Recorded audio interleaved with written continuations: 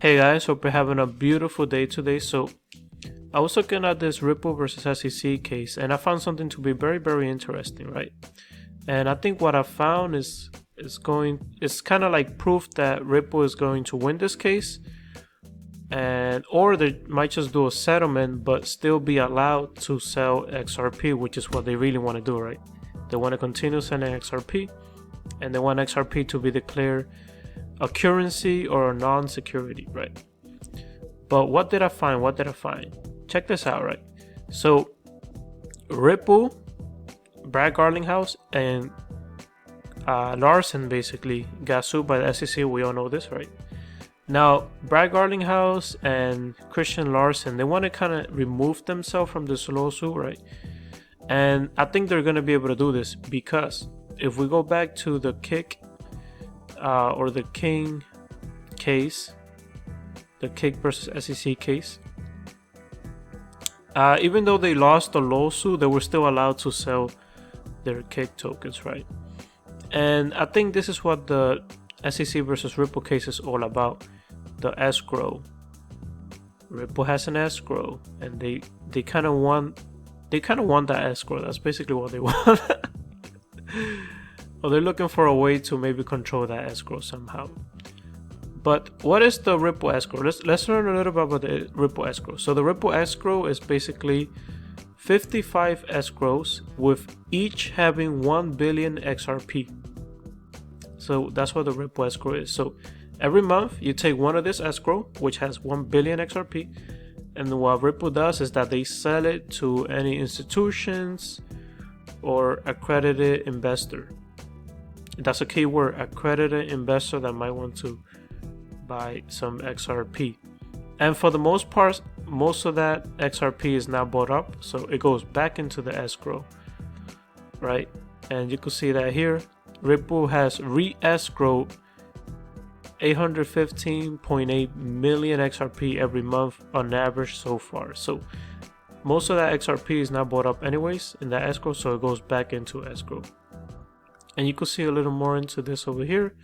They kind of have a chart. It's very interesting. Right here. Let me zoom in for you guys. Where it's going to show institutional sales will be the blue or the purple, whatever color you see. And the cryptocurrency exchanges will be the pink. And you can see throughout the years in 2018, 2019, 2020, especially 2020, most of the sales were from institutional sales. But then from 2019 to way back to maybe 2017, it was mostly exchanges, right? But at the end of the day, as long as it's an accredited investor, they could legally do sales of XRP. And that's what they've been doing. So they have absolutely no issue with that. Now, the case with Brad Garlinghouse and Christian Larson, the reason why I think they're going to be able to remove themselves from this case is because of the following. Let's try to understand what's an accredited investor, right? It says an accredited investor is an individual or a business entity that is allowed to trade securities that may not be registered with financial authorities. Now, XRP is not a security, but we're just trying to understand here what's an accredited investor, right? So let's go down where they talk about the requirements for accredited investor. It says to be an accredited investor, a person must have an annual income exceeding 200 or 300,000 for joint income for the last 2 years. So if you have an annual income, that's 200,000 if you're single, or 300,000 for joint income for the last 2 years, then you could be considered an accredited investor. But also, a person is also considered to be an accredited investor if they have a net worth exceeding $1 million, right? But check what else. So apart from the 200,000 or the net worth of being 1 million, you could also have, the SEC also considers a person to be an accredited investor if they are a general partner, which is a key word, executive officer, CEO, or director of the company that is issuing the unregistered security. Again, XRP is not a security, but we're just trying to understand what's an accredited investor here. So if we click on general partner, it will take us to this. It says a general partner is one or two or more investors who jointly own a business and assume day-to-day roles in managing it. So this is will be like a CEO, right, of a company. And we know that Chris Larsen was the CEO of Ripple until 2016. Then 2016, Brad Garlinghouse came into play, and he became the new CEO. Therefore, if Ripple gave them XRP, they are technically accredited investors because, as we could see here, the SEC considers people that are executive officers, directors, like CEOs, right, executive officers, to be accredited investors. So therefore, Ripple gave accredited investors XRP, which is Brad Garlinghouse and Christian Larsen. In my opinion, I'm not a lawyer, so if a lawyer sees this and tells me I'm incorrect, then please let me know in the comment section.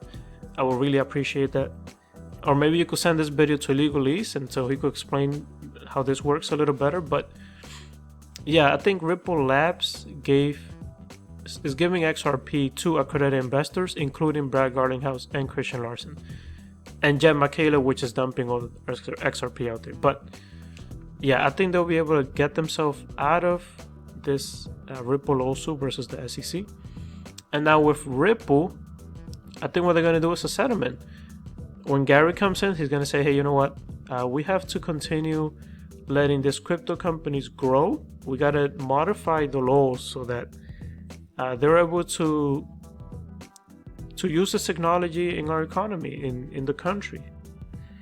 We don't want them to move to another place, to another country, and then we're going to basically be left behind in the financial section of things, right? So what Gary's probably going to do, or Gensler, what he's going to do is going to say, hey, you know what? Let's do a small settlement. Let's do a settlement. Couple million, fine, whatever. But you're going to still be able to sell your XRP to accredited investors. Now, this is a big deal because it might be possible, now this is only my opinion, it might be possible that the regular Joe might not be able to buy XRP anymore, right? That might be a possibility.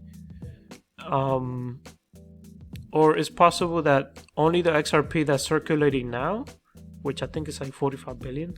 Let's go to CoinMarketCap here. Let's check it out.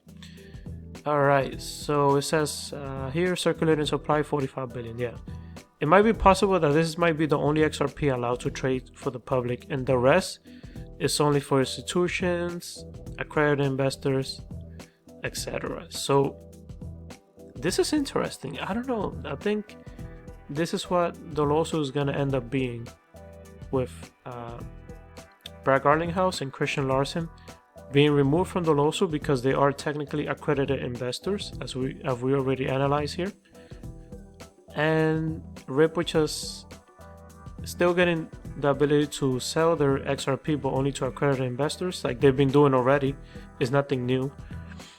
Maybe paying a small fine and XRP being declared a non-security, and this being the circulating supply.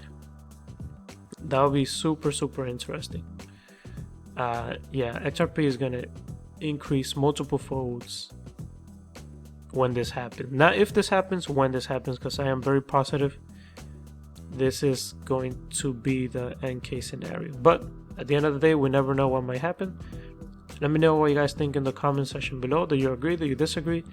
Do you find all of this to be interesting? Right now, XRP is ranked number 7. By the time this all ends, it might be ranked number 12 or something. But it doesn't matter because it's going to go straight up to number 1. It's going to go straight up to where Bitcoin is. Overthrow Bitcoin. Bitcoin is at 53,000, almost 54. Wow, that's crazy. 1 trillion market cap. Incredible. I hope people are not forgetting about the Tether lawsuit. Oh, is it going to go to 54? I guess we should wait and see. Let's see if it goes to 54. Let's see. How long does this website update? Oh, nah, it went down a little. Well, that is it for this video, guys. If you like the content, please like, share, and subscribe. And thank you so much for watching, guys. Peace. piece. XRP versus itself. Ripple is a private company. We have our shareholders. It's you can't trade Ripple shares, so to speak. XRP, look, we pay attention over the long haul. I tell the employees I don't think about it on a 3 days or 3 weeks or 3 months. Taking advantage of what digital assets can do to make transactions more efficient, I think, is a journey we'll be on for a decade or two.